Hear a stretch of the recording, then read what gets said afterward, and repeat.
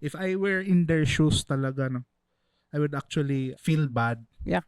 It's because instead of you focusing sa pangarap mo, sa passions mo, sa kung anong gusto mong gawin sa life mo, parang may bumabalakid ba sa mga plano mo or merong nagpo-pull down sa'yo ba? Instead, you become the best version of yourself.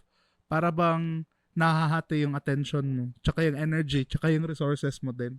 In this case, money talaga.